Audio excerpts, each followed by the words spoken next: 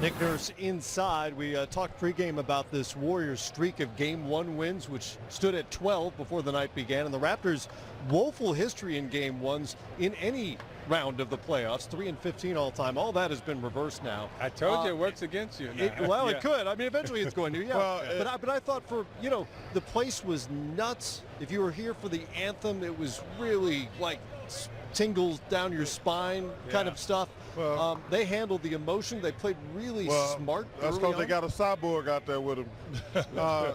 Listen, they followed this young man. Siakam was obviously the key to the game tonight. But as we talked about in the pregame, when you have, like Danny Green just said, he says, "Oh, we feel pretty good. We got Kawhi." Yeah. When you have a guy like that, he lifts air like, "Oh, we can beat anybody," because 99.9% of the time, we're going to have the best player in the game. Anytime you have the best player in the game, you have a chance. Yep. So Kawhi gives them a certain amount of confidence. The other guys feed off it. His crowd was amazing. You know, he talked about how Coach Nurse, and I've said this before, there are a lot of coaches who don't give you confidence. They take your confidence away. Like when you make a mistake, they snatch you out the game. And that builds up, and it gets in your head. Danny Green said that. We didn't even ask him that question. He said, Coach Nurse, he gives us that freedom.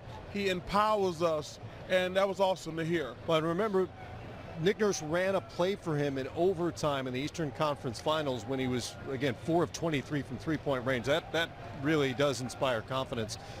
Well, they were up 25 when they did it, though. Well, it was in overtime. I'm just kidding. I'm just joking. They were so good and so smart in the first quarter of the game when they really seized control. And Kawhi hadn't even played that well to that point. Is that a testament to some of the veteran guys on this team? Does it say something about maybe rust from the Warriors' point of view? That long layoff.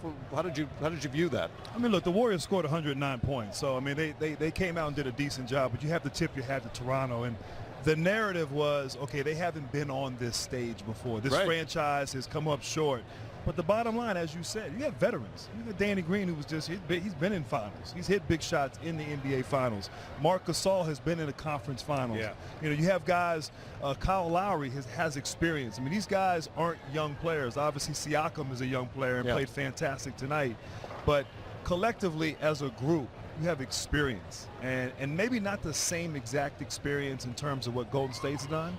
But they came out, they weren't phased. There was emotion here in the building.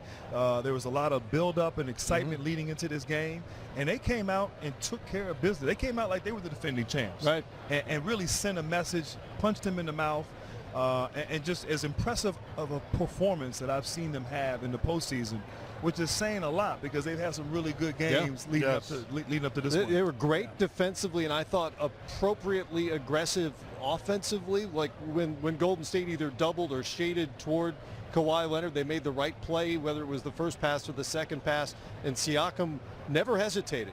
Whether the shot was easy or hard, he went for it all night long, and obviously he was knocking him down. Yeah, you know, Siakam, you know, we're talking about him being the most improved player in the league, and offensively in college at New Mexico State, he was a really good offensive player. And this is not, abnormal. This is what he's capable of doing. I thought they read the defensive schemes correctly. Whenever Golden State trapped Kawhi, they found a way to get Siakam the basketball. And Draymond Green, who normally plays like a middle linebacker, reading everything, he plays off people. I didn't think that he gave Siakam enough respect early in the game. Consequently, Siakam got open. And once he got confidence, he really got to roll him. Yeah. And once he got to roll him, right, now you watch him here, he's getting wide open warm-up threes. And these are the type of things that really get you going. He's open in transition, great transition player, finishes at the rim, get down, left hand finish, right hand finish around the basket. And once he starts doing this stuff, right, now you got the Euro. I thought when Draymond tried to shut him down, Siakam had got too much confidence and it was difficult for him to stop. And he ended up, 14 to 17 from the field. Wow. And when you go 14 to 17 from the field in a championship playoff game, Charles, you know this, you're doing some stuff. not only are you on fire, but you might stay on fire because, you know, that confidence that stays with you for a long time in the finals. But what's interesting about this series obviously got a long way to go. I'm looking at this stat sheet, and I talked about before the game, where are the Warriors going to get their points from? Where are they going to get their points from without KD? I mean, yeah, I'll give you Clay and Steph. Sure. I'll give them 30. I'll give them 35. That's only 70. Like, all these other guys are good players, but they're not scorers. Right. So you got to wonder, like, how are they going to score enough points to beat this team 4 times in a week? And I thought one of the reasons I picked the Raptors was because of that. Like I say, Clay and Steph got to play like hell's out. You know, they got to go. They got to ball. They got to do it. They got to play like what?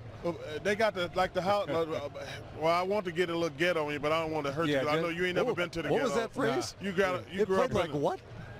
Well, I want to say another No, just phrase. go ahead. Go ahead. Matt, You good. Matt, stop it. You good. Go. Stop it, Ernestine Johnson. Keep making your point. You good. Thank you. But, you know, you wonder, because you look at all these other guys, there's no guy on this list that you say, he can get me 20.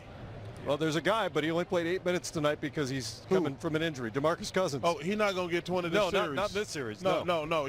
Hey, listen, I have a rule on I call it the Michael Jordan theory. Michael Jordan came back in the playoffs and couldn't do it. Nobody can do it.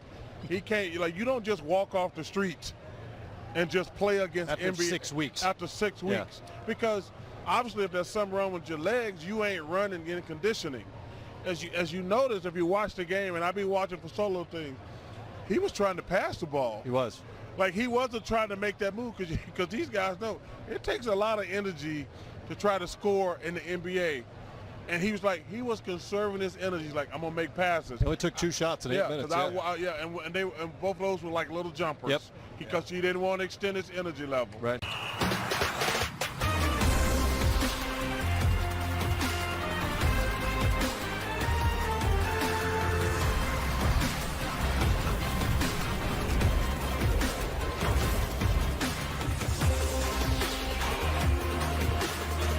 They've been waiting 24 years to host an NBA Finals game in Toronto, and already there is some reason to celebrate. Raptors draw first blood tonight over the defending champs. Pascal Siakam had the game of his life with 32 points. Steph Curry kept the Warriors close throughout the night. He finished with 34 along the way, but late buckets by Kawhi Leonard and the rejuvenated Fred VanVleet. Round and round it went. It fell. So do the Warriors as Toronto takes a 1-0 lead with a 118-109 Game 1 victory. 50% shooting for the home team. They knocked down 13 threes and played consistently great defense against the Warriors tonight, who managed to shoot just under 44% and didn't get much offensively beyond the Splash Brothers, who combined for 55 points. Post-game coverage underway here on NBA TV. Welcome everybody inside a very loud Scotiabank Arena. Danny Green, part of the attack tonight on both sides. He's with us here immediately. I should introduce the other Hall of Famers on the set as well. Grant Hill, Isaiah Thomas, Charles Barkley. Not more important tonight, but important nonetheless. First of all, you've been through this before. Haven't been through it here. What was it like here tonight? The atmosphere was incredible. The energy was amazing, man, and we needed it. You have a little 5-day break. They had a 10-day break. I think it was an our advantage. They might have been a little rusty. It doesn't look like it looking at the stat sheet. You know, Steph and Clay got going, trying to limit them even more, but we got out and running and playing our type of basketball. You know, a couple series have been different. Going big against Philly, having slowing down a little bit in Milwaukee. It's been hard to get back to our type of offense, but we got going, we got running. Pascal was at the rim, he was great for us, and everybody else kind of filled in, got some good uncontested looks. You know, obviously, your shooting problems have been a discussion over the last couple of weeks. Yeah, 4 of tell me 23 about in it. the Eastern Conference Finals. Everybody's been discussing it. Mm-hmm. You're an important part of the team, obviously, and so they try to be. Need to be out there. Shoot or shoot, right? Yeah. That's what we hear over and over again. But when everybody's talking about it, it's got to be a relief to get this out of the way and get back to being you. Definitely. I try not to think about it. My game for me, where I hang my hat, is the defensive end of the floor. Try to be active, try to chase those guys as best I can. Didn't do a great job tonight, but hopefully get better. Get the rust off and do a better job communicating and rebounding. But if I play defense, I know it'll fuel my offense, and I'll make some shots when I get open. Danny, every series that you guys have played, you've gotten better and better each game defensively. And as you said, your focus is on the defensive end. And you sit in that locker room, when you look around, you got 6 players, including yourself, that have been the first, second team all defensive players in the league. And then you got 2 who've been defensive players of the year. How does that make you feel on the defensive side when you know you have to get a stop or you can get a stop? Oh, man, very comfortable. Knowing that when I'm pressuring a guy, I got those guys behind me with Mark, Kawhi, and Pascal up and coming. Kalo, those guys are amazing, man. But whatever our scheme is, we figure it out. We adapt, we adjust, and we make the right calls on the floor with each other. So having that defense out there is our foundation, and I think it helped a ton playing the teams that we played throughout the playoffs. We're battle tested, and it prepared us for this moment. You look at your team. You got a chance, obviously, Kawhi from San Antonio. Mm-hmm. Everybody, America's getting themselves a chance to see Siakam play now. Yeah. I mean, most people think he's going to be most improved. What has his growth been like for y'all team throughout the season? As he should be. Obviously had a couple lulls here and there, but we knew he's a great player. He's going to get his confidence back, get his rhythm back, especially against this team where there's not as much rim protection, where he's able to get to the rim. But his growth has been huge for us. And we're going to continue to need him to shoot the ball consistently and take his time, knock down that three, space the floor. Because in past playoff series, they kind of played off him and able, when we got a guy like Kawhi, it makes things easy. Everybody's going to be open. So we worry about the defensive end of the floor. That guy worries about the offensive end of the floor. We figure it out. They double him, we know where the ball is going. Everybody knows where it's going. They're going to double him, and we got to figure it out, play good basketball, move it, and find each other.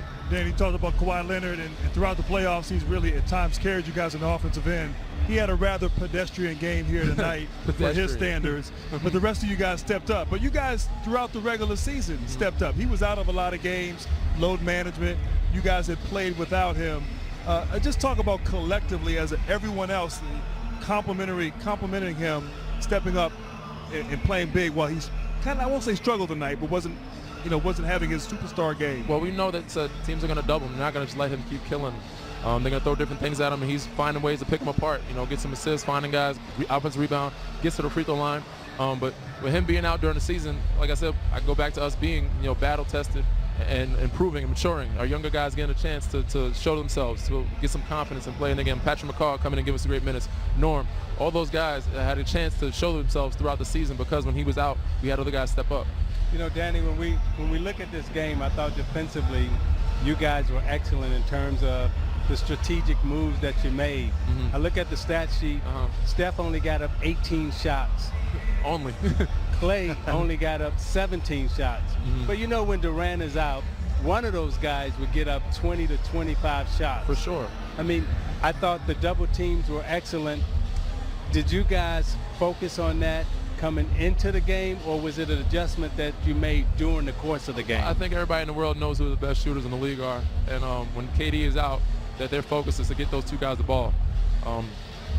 No secret, you stop those two guys, you might have a chance at winning the game. Yeah. Obviously, we'd like to keep Steph off the free throw line, getting 14 free throws. That hurts us.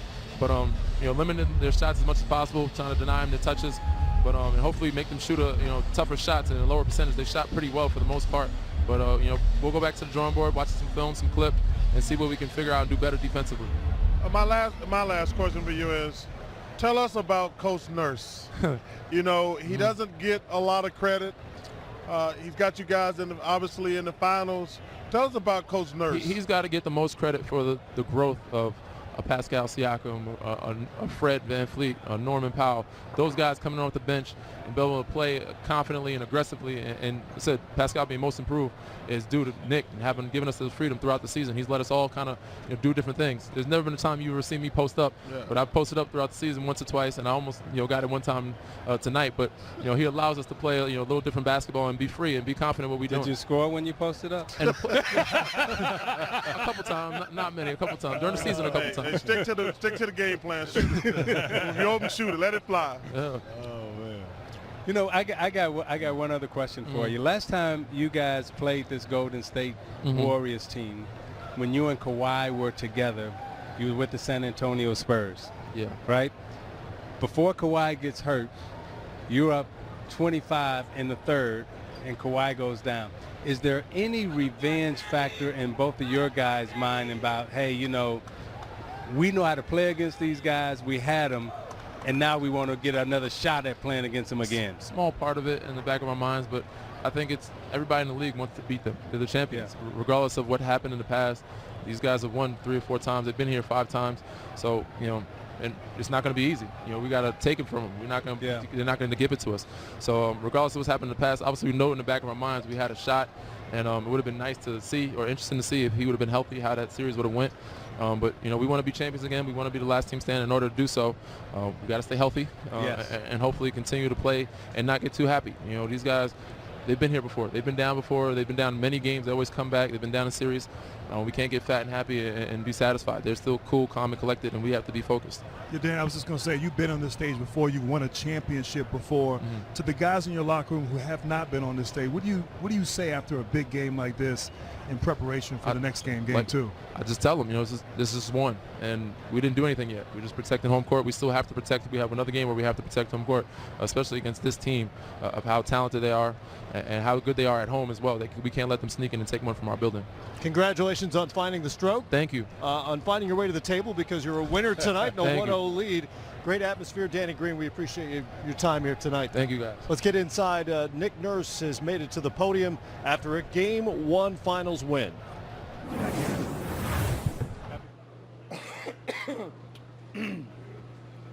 Reminder to raise your hand, and we will pass the microphone your way. Also, please state your name and affiliation before asking your question.